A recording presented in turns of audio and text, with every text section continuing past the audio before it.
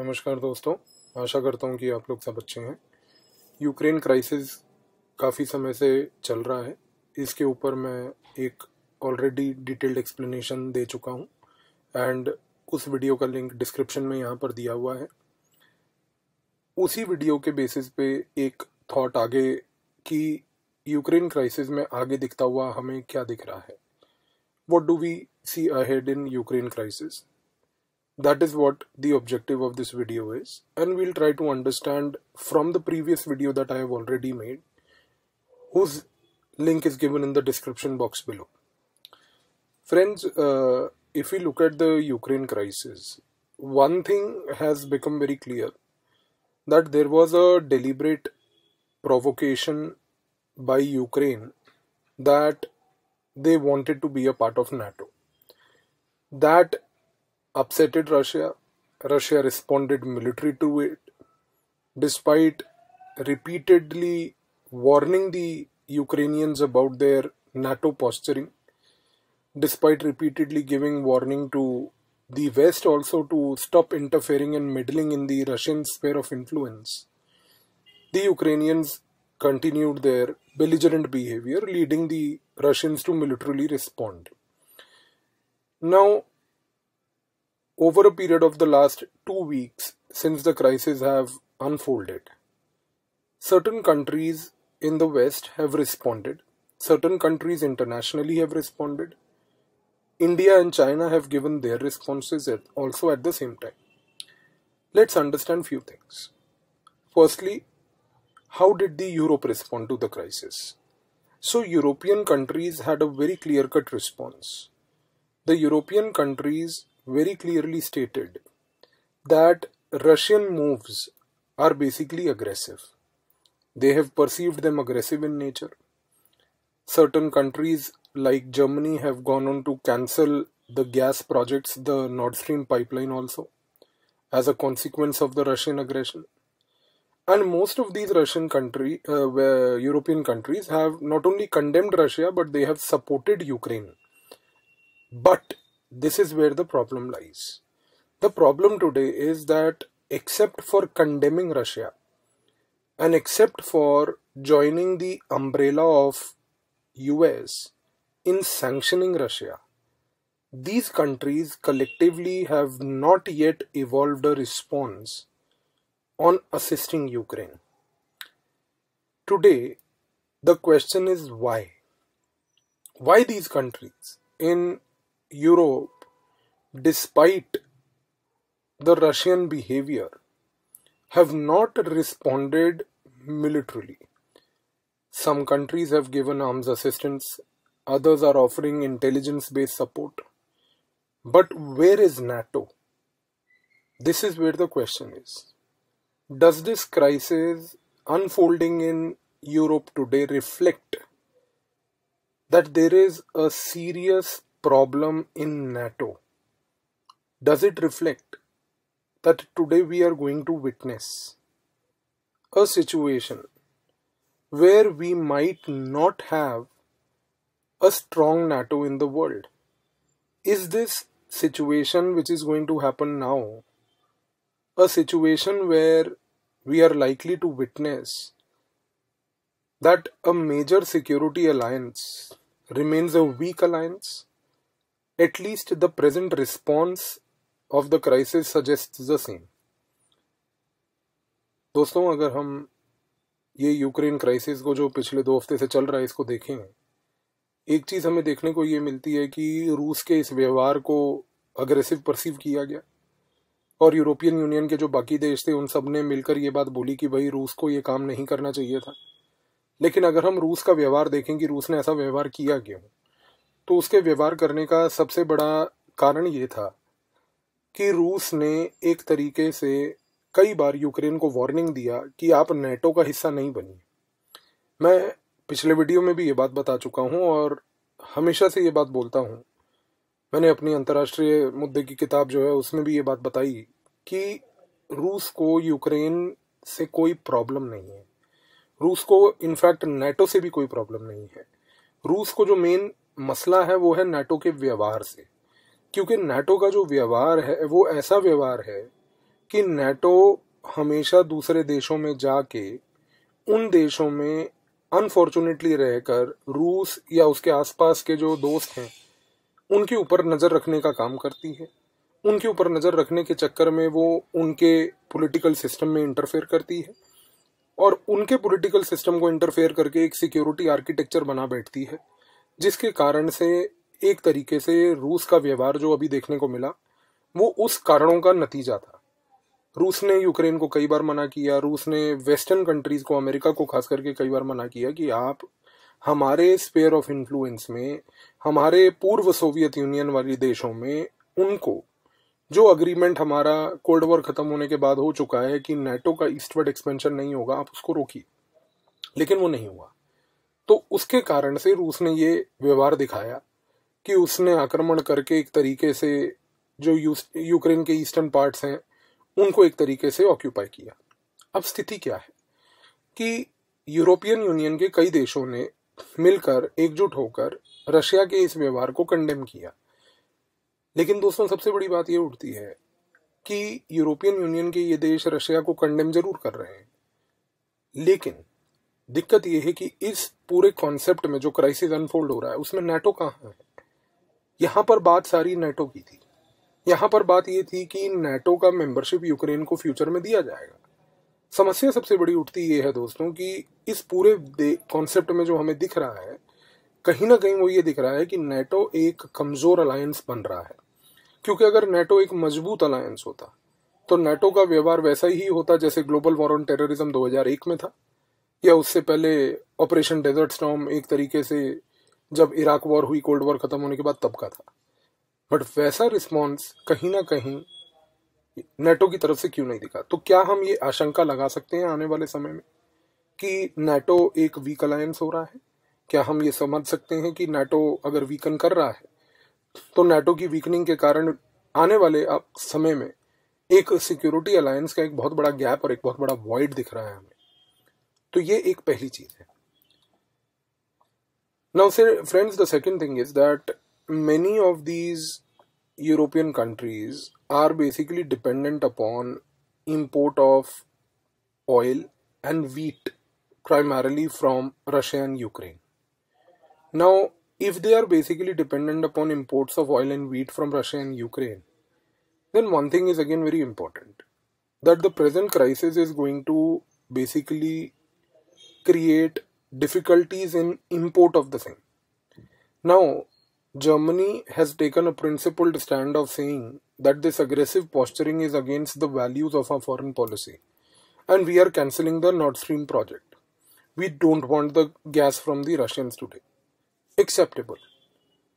Let's say there are some other European countries that also gang up tomorrow and also at the same time try to cancel out their prospective deals or present deals with Russia for the supply of wheat and also for the supply of oil and gas. The question is, you do that. From where do you get the energy then? From where do you get your oil? From where do you get your gas? You think that the Americans are in a position today to supply you with oil and gas? No. Do you think that you have the domestic reserves of oil and gas anywhere in Europe other than Russia? No. What is the alternative? The alternative is today that you're going to become more dependent on oil and gas from somewhere else. In this scenario of the pandemic which is already going on, where the finances of the countries are deeply hurt, the revenues are deeply down, do you think that these European countries with such high energy demands are in a position today to spend money to now look out for new prospective sellers of oil in the world? That's where we need to look ahead and see that this aspect and this way of behavior of the Europeans, what is it going to lead them to? Where is it going to lead them to? What are they going to do with their energy requirements? Think for a moment, if Russia today says that I am not going to provide any oil and gas to any European country. Imagine for a moment that today the Americans are sanctioning the Russians. They have withdrawn them from the SWIFT. They have said that now no dealings with Russia in cash. All good. What if Russia takes a response to this? Think about it.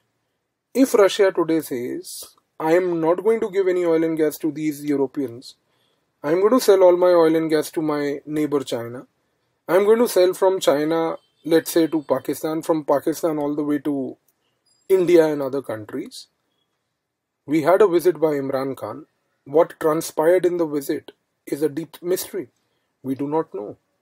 Was it that the Chinese and the Pakistanis have collaborated together to get all the oil and gas from Russia instead of Europe through pipelines now to Asia? Considering the fact that Pakistan and China today enjoy a deep relationship with Taliban, is Taliban going to become in the future the new global decider for all oil supplies in Asia? Think about it. This is where we need to see that who responds in what way and what does the future look like. दोस्तों, Ukraine के crisis के दौरान अभी कई देशों ने Europe के ये बोला कि हम रूस से जो ऑयल और गैस का इंपोर्ट करते हैं अब हम उसको बंद कर देंगे। जर्मनी ने एक बड़ा प्रिंसिपल स्टैंड लिया और बोला कि भाई हम एक तरीके से ऑयल एंड गैस जो है नहीं लेंगे रूस से, और उन्होंने अपना नॉर्थ स्ट्रीम प्रोजेक्ट जो पाइपलाइन का है उसको कैंसिल भी कर दी। अब ये हुआ दोस्तों कि ये व्यवहार तो इन देशों ने दिखाया। मान लीजिए कि आने वाले समय में और यूरोप के देश इकट्ठे होकर एकजुट होकर ये बात बोलते हैं कि रूस से हम एक तरीके से कहीं ना कहीं अपना ऑयल एंड गैस का इंपोर्ट घटाएंगे। बट मान लीजिए कि अगर वो घटाएंगे तो सवाल ये उठता है कि फिर वो ऑयल एंड गैस का इंपोर्ट लाएंगे कहाँ से? क्या आज की डेट में अमेरिका उस स्थिति में है कि इनको ऑयल एंड गैस दे पाए? नहीं है। क्या यूरोपियन देशों के पास आपसी में इतना ऑयल एंड गैस है कि वो रशिया का एक सब्स्टिट्यूट बन पाए? नहीं है। आज की डेट में गेहूं का जितना कंजम्पशन यूरोप में हो रहा है वो कहीं ना कहीं प्रोवाइड किया जा रहा है एक तरीके से यूक्रेन से और रशिया से। अब ये देश बोलते हैं कि हम यूक्रेन में क्राइसिस के कारण और रशिया में सैंक्शन के कारण उनसे गेहूं नहीं लेंगे। तो आपका गेहूं अगर नहीं लेंगे आपको होगा इन्फ्लेशन। इस इन्फ्लेशन को आप मैनेज कैसे करेंगे? अच्छा, अभी तक जो हम देख रहे हैं दोस्तों वो स्थिति ऐसी चल रही है पिछले 2 हफ्ते से कि यूरोप के देश ये बात बोल रहे हैं कि कहीं ना कहीं हम एक तरीके से रूस से अपने नाते तोड़ना चाहते हैं, रूस को एक तरीके से पनिश करना चाहते हैं, पनिश करके ये दिखाना चाहते हैं कि जो आपने व्यवहार किया यूक्रेन में वो गलत था। जैसा मैंने आपको बताया कि जर्मनी ने, हमने देखा कि एक प्रिंसिपल स्टैंड लेते हुए अपनी डील भी वापस ले ली। मान लीजिए कि आने वाले समय में और यूरोप के देश ये काम करते हैं। दोस्तों, सवाल ये उठता है, 1 मिनट के लिए सोचिए, आज की डेट में अमेरिका ने स्विफ्ट पेमेंट के मैकेनिज्म से रूस को अलग करा, जर्मनी ने नॉर्थ स्ट्रीम से अपने आप को अलग करा। आज की डेट में यूरोप के देश ये बात बोल रहे हैं कि हम रूस के साथ अपना ऑयल एंड गैस का इंपोर्ट घटाएंगे। अब सोचिए 1 मिनट के लिए, अगर रूस इन चीज़ों को देखते हुए खड़ा होकर ये बात बोले कि ठीक है, आप लोग ये कीजिए, आप लोग घटाइए मत, मैं आज से आपको ऑयल एंड गैस देना बंद करता हूं, तो ये यूरोप के देश क्या करेंगे? अगर रूस ये बात बोल दे कि ठीक है, आप लोग अमेरिका के साथ मिलकर मेरे पे सैंक्शन लगा रहे हैं, लगाइए, उस सैंक्शन का फिर खमियाजा भुगतिए कि मैं आपको ऑयल एंड गैस नहीं दूंगा और मैं अपना ये ऑयल एंड गैस चीन को, पाकिस्तान को, भारत को और मध्य एशिया और एशिया के दूसरे देशों को दूंगा। दोस्तों, 1 मिनट के लिए सोचो, यूक्रेन क्राइसिस के बीच में पाकिस्तान के इमरान खान उठ के वायलेंस के बीच में जाते हैं यूक्रेन। क्या गेम है? बहुत बड़ा गेम है। गेम ये है कि कहीं ऐसा ना हो जाए कि आने वाले समय में रूस ये बात बोल दे कि मैं अपना पाइपलाइन डिपेंडेंस जो मैंने पुराने एक तरीके से कोल्ड वॉर के दौरान इन यूरोप की देशों को प्रोवाइड करने के लिए बनाया था, उस चीज़ को मैं बंद कर रहा हूं और ये अब मैं नया पाइपलाइन इंफ्रास्ट्रक्चर क्रिएट करूंगा एशिया की ओर। चीन के थ्रू, पाकिस्तान के थ्रू मैं एशिया के दूसरे देशों को ऑयल पहुंचाऊंगा। दोस्तों, अगर ऐसी स्थिति हो गई तो इस चीज में एक चीज मत भूलिएगा कि सबसे महत्वपूर्ण प्लेयर जो इस गेम में होगा वो होगा तालिबान। क्योंकि चीन के तालिबान से रिश्ते अच्छे हैं, पाकिस्तान के तालिबान से रिश्ते अच्छे हैं। पाकिस्तान और चीन मिल के तालिबान को ये बात बोलेंगे कि देखिए इसमें पैसा आपको भी मिलेगा, रूस से पाइपलाइन बनवाइए। नई पाइपलाइन बनाने के लिए रूस इन्वेस्टमेंट करेगा, नई पाइपलाइन बनाने के लिए चीन इन्वेस्टमेंट करेगा। ये दोनों देश एक तरीके से इन्वेस्टमेंट करेंगे। जब ये दोनों देश इन्वेस्टमेंट करेंगे तो इकोनॉमी का ग्रोथ होगा, क्योंकि ये एक्सपेंडिचर करेंगे और ये कैपिटल एक्सपेंडिचर होगा। अगर उस कैपिटल एक्सपेंडिचर के कारण ग्रोथ होगी, उस ग्रोथ से रूस भी बेनिफिट करेगा, चीन भी बेनिफिट करेगा, तालिबान को भी पेमेंट मिलेगी। पाकिस्तान जो है एक तरीके से एक बहुत बड़ा ट्रांजिट रूट बन जाएगा एशिया में ऑयल सप्लाई करने के लिए। सवाल ये उठता है, अगर रशिया ने ऐसा किया तो यूरोप अपनी एनर्जी रिक्वायरमेंट कहां से लाएगा? कहीं ना कहीं दोस्तों देखिए, जिस स्थिति से ये क्राइसिस निकल रहा है और गुजर रहा है, इस क्राइसिस का एक चीज तो तय है कि कोई जमीनी तौर पर बहुत बड़ा अग्रेशन नहीं दिखेगा, लेकिन इसके आर्थिक इम्पैक्ट बहुत होंगे। So friends, what we are looking at in Ukraine right now is that there is not going to be any territorial aggression by Russia. Russia has already said we are willing to do a ceasefire. Because Russians have conveyed a message to the Ukrainians कि boss, we will not tolerate your nonsense. But the larger question is, where is this game going now? This game, which started as a geopolitical game, is going to now take an economic color. And this economic color probably has the potential to transform the entire geo-economic landscape of Europe and Asia. What the West does not understand and what the Americans do not understand is that by fighting a lonely battle with Russians, they will push the Russians into the lap of the Chinese. And the Russians and the Chinese could then define the Asian century. Is that going to be the next thing? We do not know. Let's see. तो दोस्तों, आगे आने वाला भविष्य क्या ये होगा कि रूस और चीन एकजुट होकर पूरे एशिया के ग्रोथ के नए ड्राइवर्स बनेंगे? ऐसी स्थिति में जहां पर हम ये बात जानते हैं कि कहीं ना कहीं नेचुरल गैस एंड ऑयल का फ्यूचर जो है, और खास करके नेचुरल गैस का, वो ज्यादा ब्राइट है, तो आने वाली स्थिति में क्या होगा? एक चीज तय है कि जो गेम जियो पॉलिटिकल से एंगल से स्टार्ट हुआ था वो जियो इकोनॉमिक एंगल की ओर बढ़ता जा रहा है। और जैसे जैसे वो जियो इकोनॉमिक एंगल की तरफ बढ़ेगा, एक चीज तय है दोस्तों कि वो जियो इकोनॉमिक एंगल के तहत नए नए एस्पेक्ट्स दिखेंगे। So friends, we stop our video here. This was just a 2-week update. The transformation from geopolitics to geoeconomics. Maybe 2 weeks later, I'll make another video, capture the next 2 weeks transformation. So let's see how the situation evolves. Don't worry, I'm there for you. We'll work out whatever is the best content for you. I hope you liked the video. Thank you.